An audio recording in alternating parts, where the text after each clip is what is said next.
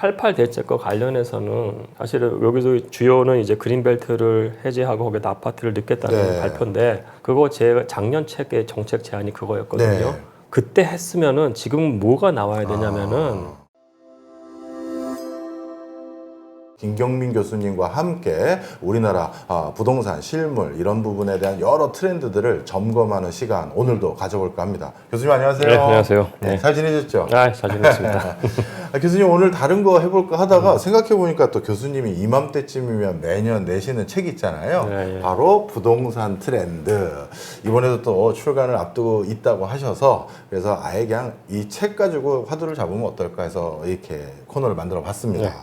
저는 사실 뭐 매년 사실 교수님 책을 구매해서 보거든요. 2023년도도 제가 봤었고 또 작년에 2024년도도 제가 아주 탐독을 했고요. 그 과정에서 제가 놓쳤던 것들 많이 배우고 살필 수 있는 기회가 있었는데 특히 작년도에는 저 부동산 관련한 좀 시장 전문가들도 갑론을박이 좀 있었어요.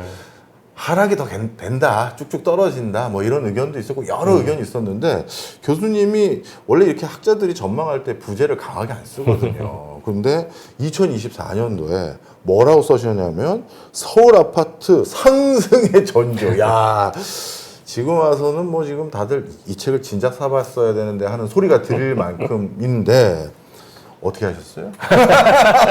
왜 미리 연락 안 주신 거예요? 자, 그래서 오늘은 2025년, 뭐 과거는 그렇고 기회는 늘 새로우고 우리가 또 시장을 이해하면 뭐 어떤 대응이든 어떤 기회든 또 찾을 수 있으니까요. 2025년도에는 어떤 거를 좀 우리가 주안점을 둬야 되는지 여쭤보려고 합니다. 자, 그래서 제가 책을 미리 출판사에 부탁해서 좀 받아서 먼저 읽어봤는데요.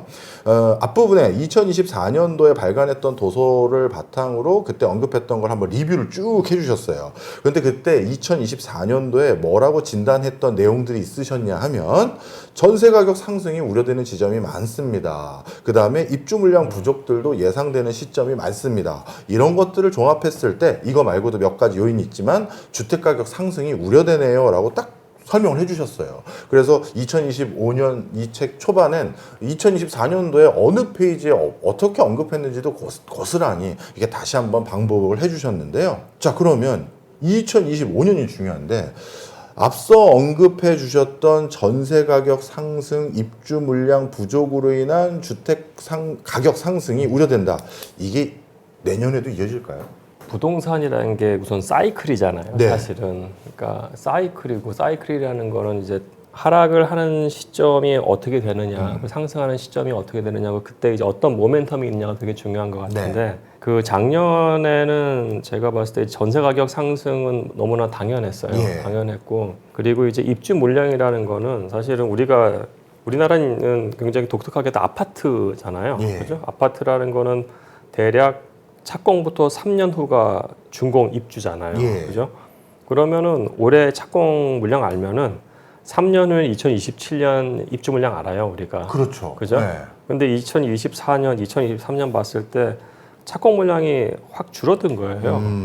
그러면 이게 입주 물량 부족이라는 거는 어떻게 보면은 정해진 미래네요. 정해진 미래. 이건 정해진 미래고. 그리고 저 두 번째는 이제 우리가 지금 이제 막 주담대 잡는다고 막 하는데 3.5에서 지금 거의 20개월째 동결이잖아요. 그 말씀은 뭐냐면 이게 언제 내리냐인데 이게 내리면은 0.5% 내리고 멈춰. 그게 아니고 쭉 내리잖아요. 그렇죠. 사실은요.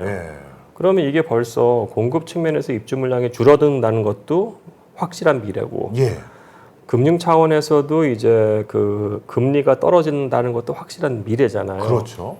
그러면은 이제 금리라는 거는 수요 측면에서 좋은 것이고 이제 공급 측면에서도 입주 물량이 적다는 거는 이제 뭐 안 좋은 표현입니다. 부동산 투자자 입장에서는 가격을 꿈틀거리게 할 수 있는 거니까 이 두 개가 거의 뭐 같이 오는 거죠 지금. 그렇군요. 야, 말씀 듣고 보니까 2025년에도 부동산 시장이 그렇게 쾌적한 시장은 아니고 많은 사람들에게 또 이거 부동산 때문에 나도 마음 쓰이겠네 하는 그런 구간들이 많을 거라는 그런 우려가 저도 드는데요.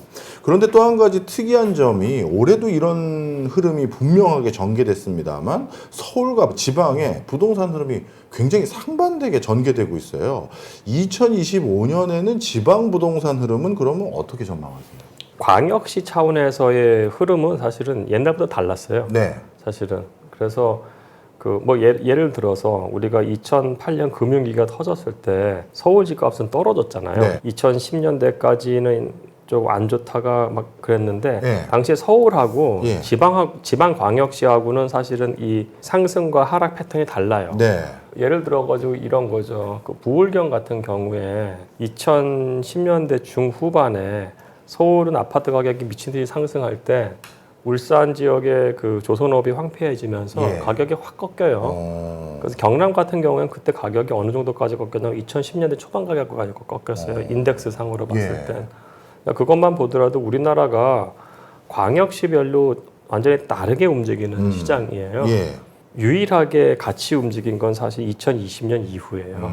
그러니까 기준금리 0.5%라는 역대급 저금리가 되면서 유동성이 풀리면서 같이 올라갔다가 이게 금리가 올라가면서 같이 떨어진 거죠. 근데 지금은 이제 이 금리 자체가 정상화 또는 될 거기 때문에 이것보다는 광역시별 마켓의 어떤 구분해서 보는? 구분해서 보는 게 되게 중요할 것 같아요. 네. 예. 사실 통계적으로 저도 한번 시뮬레이션 돌려보고 백데이터로 확인해 봤더니 진짜 우리의 선입견과 달리 우린 부동산 그럼 다 대세 상승, 대세 하락이라 생각했는데 17개 시도들이 조금씩 다른 패턴을 보일 때가 많더라고요. 저는 정책적으로 그걸 그때 한번 페이퍼를 썼는데 그 이유는 정책적으로 서울과 수도권 집값 누른다고 하니까 흔히 말해서 풍선 효과. 그래서 지방이 또 반등하는 구간도 있고 그런 일들이 있는데 어찌됐든 간에 뭐 경기적인 요인이든 정책적인 요인이든 2025년에도 지방의 부동산 흐름은 광역시별로 좀 다른 흐름들이 목격될 수 있는 요인들이 굉장히 많다 이런 말씀을 주셨습니다. 그런데요 저는 책에서 또 흥미로웠던 게 이건 사실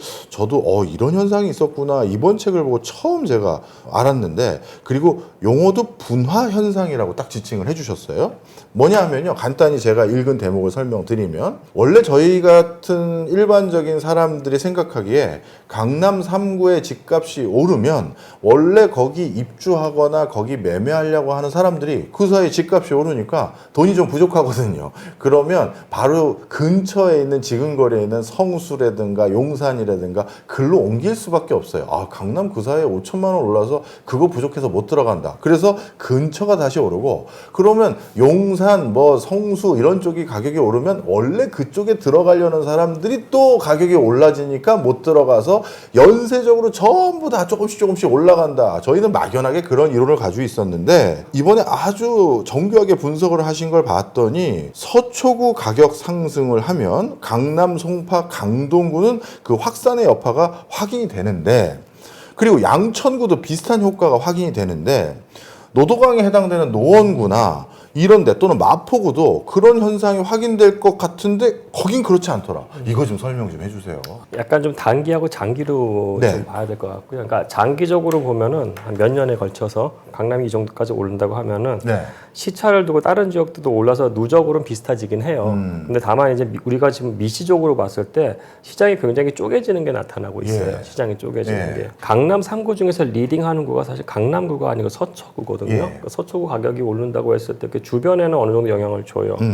근데 예를 들어서 아까 말씀드린 노원구 같은 경우에는 이 노원구 가격이 움직였다고 했을 때 주변에 영향을 주는 패턴은 잘 안 나타나요. 예. 제가 봤을 때는 지금 직주 근접성, 그러니까 우리가 잡마켓까지 얼마나 가까우냐 또는 네.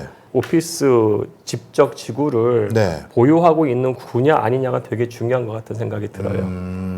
예를 들어서 서초구 같은 경우에는 딱 강남이라는 이 업무 클러스터 바로 인접인 거잖아요. 예. 근데 노원에서는 업무 클러스터를 나오려면은 한참 걸려야 되거든요. 그렇죠. 가장 가까운 데가 광화문인데 그것도 예. 한참 걸려야 되는 예. 거기 때문에 그 관점에서 봤을 때 이 업무지구와 직주근접이라는 팩터가 예. 굉장히 중요한 것 같고 다만 이제 좀 더 우리가 마이크로 레벨을 본다고 했을 예. 때 잡히는 패턴들은 그 단지별로 네. 과거엔 비슷한 가격대에 됐다가 이게 분화되는 거거든요. 그러니까 도곡 렉스라고 반포자이 같은 경우에도 30평대가 과거에는 비슷했어요. 예. 근데 지금은 반포자이가 조금 더 비싸요.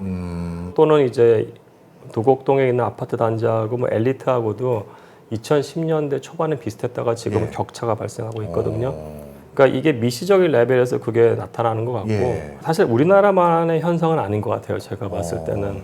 그 리처드 플로리다가 2017년에 썼던 책 보면은 네. 그분이 이제 슈퍼스타 도시라는 걸 얘기를 네, 했잖아요. 그렇죠. 슈퍼스타 도시라는 게 기본적으로 한 국가에서 한 도시가 굉장히 빠르게 성장을 하고 예. 경제적으로 또는 사실 이게 그 경제적이라는 게 사실 부동산 가격에 투하되면서 부동산 가격이 오르면서 다른 지역보다 월등하게 성장한다는 걸 그 책에서 보여주잖아요. 예. 사실 이게 아까 첫 번째 질문하고도 연관이 되는 그렇네요. 거죠. 예. 서울과 비서울. 예.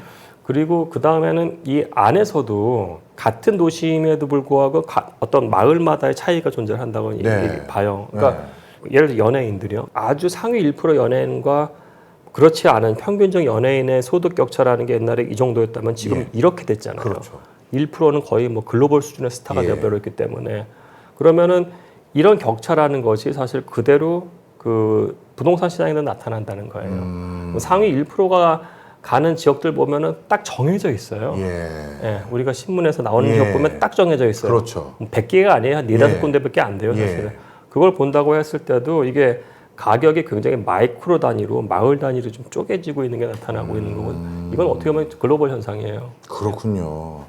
야, 그래서 그런지 사실 전반적인 부동산 흐름과 상관없이 상위 한 1%, 상위 뭐 0.1%에 해당되는 사람들의 거주 지역의 아파트 가격은 진짜 천정부지로 올라가는 게 글로벌 트렌드인데, 아, 그런 게 이렇게 통계적으로도 명확히 확인이 되는 거군요.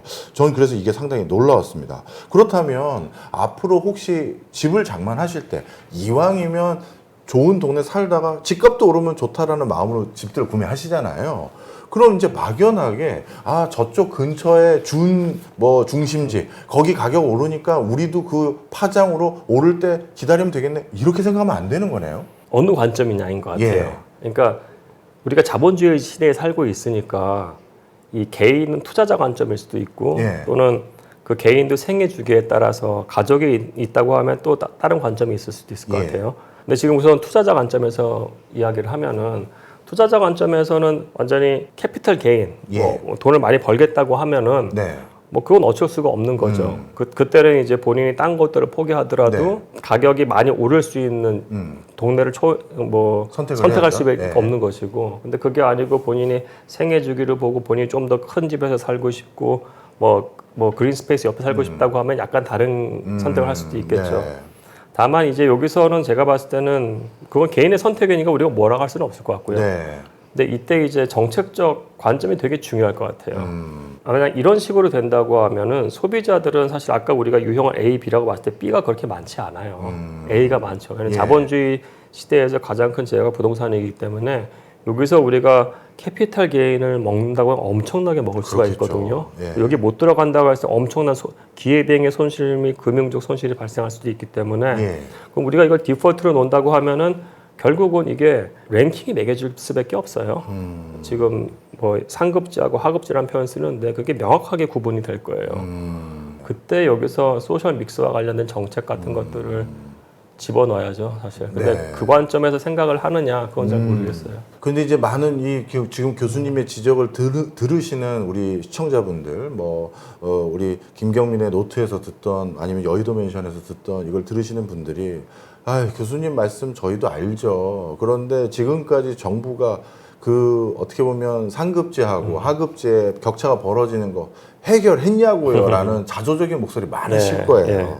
교수님이 우리 그냥 그 정책 제안으로 이런 거 해결해야 된다라는 목소리 말고 그냥 자조적으로 교수님이 보시기에 지금 한국의 사회 구조, 정치 구조, 그 다음에 행정 구조를 봤을 때 이거 해결이 될까요?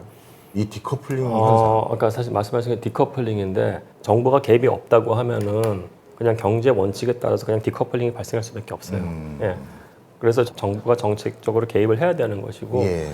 조금 저는 개인적으로 이제 정책적 개입을 한다고 했을 때 완화는 시킬 수 있다고 생각을 네. 해요. 근데 디커플링을 아예 없앤다? 그건 불가능해요. 네. 사실은요.